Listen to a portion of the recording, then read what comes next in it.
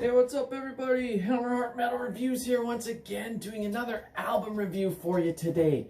Today we're going to be talking about the brand new album by Evil Invaders titled Shattering Reflection. So if you haven't heard these guys before, they are from Belgium. They play a blend of like speed metal, thrash metal, but also just like incorporating a lot of like 80s throwback old school sound. So like I said, this is their third full length. They also have a couple of EPs as well. This is the follow-up to 2017's excellent album Feed Me Violence. This is their first album in about 5 years. And while they're still maintaining their like roots in the speed and thrash metal vein, they're starting to introduce and incorporate more like slow to mid-paced melodic songs in the mix as well, all with this very great like 80s style. It's definitely in the old school vein, so if you're into 80s metal at all, you're definitely going to get some enjoyment out of this. It really strikes a nice balance between the faster aggressive songs and then some really nice melodic slower songs too. So like I said, it's got that pure throwback sound. It's just chock full of great riffs, absolutely excellent solos. Like the musicianship is really on display with this band. Might be for fans of bands like Exciter or Razor, or maybe a more current example would be a band like Enforcer, where they really have that throwback style with the speed metal, but incorporating some other stuff in there as well. The vocalist in this band's name is Joe. He definitely might be an acquired taste for some. He does a lot of different pitches, a lot of like nice snarls, but then hits some really high aggressive notes as well. So that might be an acquired taste, but I really like it. He's very distinctive, it's unique, he's a very eccentric frontman, and I feel like this album is probably his best performance in their career. I think his skills as a vocalist have improved over the course of their career, and I really like the vibe on this album, and I really dig what he's putting out. I like the notes he hits are just absolutely awesome. It suits the music so well. And like I said, yeah, this is just pure 80s metal revivalism, but it's executed perfectly. So I will go through this track by track, kind of give you my track by track analysis, and then I'll score this out of 10 at the end. So the album kicks off in style with the song Hissing in Crescendo. Just starts with a really nice, great riff, and it's got these really great like pinch harmonic squeals over and over again. It really gives it this cool vibe. It's got really nice like melodic flourishes on the guitar work throughout the song. It's got a really excellent solo as well. Just all in all, really great way to kick off the album, kick it off in style, really awesome stuff. The second song after that, Die For Me, super catchy, like just catchy as hell. It kind of reminds me of like old school Wasp in the best way, but mixed with like some thrashy goodness. And Joe's vocals really shine on this song. He's got some great higher pitched yells. And it's just impossible to listen to this song and not headbang and sing along to it. Like, even though I've only heard it a few times, it's stuck in my head, singing the chorus over and over again. Just super fucking catchy, absolutely awesome, captures that 80s essence perfectly, and yeah, just really awesome song.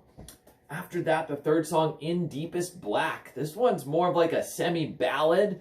Definitely a like slower to mid-paced song, but it's a standout for sure. This is, if not my #1 favorite on the album, like my #2 favorite. It's right there. This and another song, which is actually the song after this. This like 1-2 punch, third song and fourth song. Oh man, absolutely worth the price of admission alone just for these two tracks. But yeah, In Deepest Black, the vocals are really amazing here. This is probably his best performance. Even reminds me of like early Crimson Glory, hitting those high notes and just so much emotion too. The chorus is so catchy, and like sounds like it was taken directly from the 80s. It's just got that classic old school sound. There's so much melody here. It's got a really awesome solo once again, and this song is just amazing. I can't emphasize that enough. If you've never heard these guys before, definitely go check out this track. It'll give you a good idea of what they're all about. But then you also need to go check out this next track, Sledgehammer Justice. This one is probably even a better example of what this band's all about on the faster, more aggressive side. This is definitely the fastest, thrashiest song on the album, and this one is possibly my favorite. There's even like a little homage to Megadeth in this song, like the song Hook and Mouth by Megadeth. In that song, he spells out freedom, like F is for blah blah, R is for the, like spells the whole thing and has a line with each thing. And they do that here, spelling out sledgehammer. Just really fucking awesome. Absolutely love it. So it's just an aggressive, pounding song. It shreds everything in its path. Like, you will hurt your neck to this song. It's got a really awesome music video as well. There's so many hooks. This song, it fucking slays. It's just awesome, awesome stuff. Like I said, if you have not heard Evil Invaders before, please just go check out In Deepest Black and Sledgehammer Justice, because these songs are like highlights for sure. But that's just the tip of the iceberg here. We still got 6 more songs to get into, so let's go. After that, the 5th song, Forgotten Memories. This one slows down the pace a little bit more. It's more like a grinding, slow pace, but it's very heavy. The vocals, once again, are really on display. And it just shows a really nice contrast in songwriting from like the previous song, which is so fast, and then they can still excel in this slower to mid-paced tempo of a song as well. So they're really showing what they can do. And yeah, really solid song overall. The 6th song, Realm of Shadows. This is just like a 1-minute long interlude. Just flows into the next song. Not really necessary. You could have just included it all as the next song, but yeah, I won't really say much about that song because it's a minute long and there's not really much to it. But then the song that it flows into, Eternal Darkness, is the longest track on the album at around 6.5 minutes. It builds slowly. It's got this really nice lead work in the intro, but then the speed picks up and it becomes like a ferocious thrasher.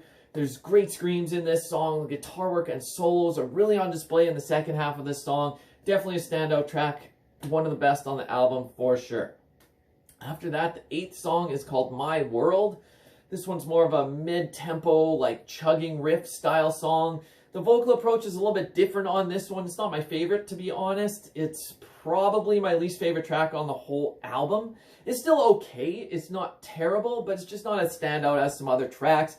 I don't have too much negative to say about this album, but this song would be one that maybe holds it back from getting a higher score at the end, which I'll talk about. But this being the weaker moment is still not terrible by any means. It's still a decent song. It's just not quite on the level as the others. After that, the 9th song, Aeon, is just an instrumental, but it's really awesome. It's like a calm instrumental. It's not just fast and in your face. It's more like a muted display of musicianship, but it's really good. I enjoy it a lot. It flows perfectly into the closing track, which is awesome, titled The Circle. So this song has a ton of tempo changes. It starts really slow paced, but then it gets thrashy and fast with some shredding solos. The vocals, he just sounds like a crazed lunatic here, but in the best way possible. It's just really awesome. And then after all that fast thrashing, it does slow down again to close out the song and the album. And so all in all, really solid way to close it out. So my thoughts on this album as a whole is full of really memorable songs. The choruses are going to stick in your heads. It's really high intensity album, but truly enjoyable. The guitars and vocals really shine here. Not to knock the drums. The drums are really solid too. But yeah, the vocals really stand out. Gives it its unique, like, it makes it very distinct with his vocal approach. And the musicianship and guitars playing is off the charts as well. I love the varied songwriting approach. It's not just lightning fast the whole time, which some of these throwback speed metal albums can be, but they're throwing in some of those more slower paced, and like the ballad In Deepest Black just takes this album to the next level. So that's all the good stuff. The negative stuff, like I said, there's that one weaker track, My World, not my favorite. The cover art as well may be a little bit of a negative. I don't take off too many points for that because, like, it's just album art that has nothing really to do with the music. But at the same time, I'd like to maybe see a little bit better of album art here. It's not terrible, but I think it could have been improved a little bit. But other than that, I don't really have much negative to say. The production is really good, sounds great, everything is crystal clear, exactly what you want in this kind of album. So the positives definitely outweigh the couple of nitpicks that I have. I'm really loving this album. I'm going to be listening to the shit out of it. So to score this out of 10, for me, if you watched my reviews before, anything over 8 is very solid that I would strongly recommend. And this is definitely over 8. I'm not quite putting it at like 9 out of 10. That's extremely high for me. I don't think it's quite at that level, but that being said, I'm scoring this very positively with 8.3 out of 10. So essentially, strongly recommend if you're into speed, thrash, or 80s metal, please go give this a listen because you will bang your head, sing along, and just have a really good fucking time with this album. So anyways, these are my thoughts on a whole. If you haven't checked this out, definitely do yourself a favor and go listen to it. I'd love to get your thoughts on this down below. What do you think of this album? And until next time, give me a like, give me a subscribe. Hammerheart Metal Reviews, out!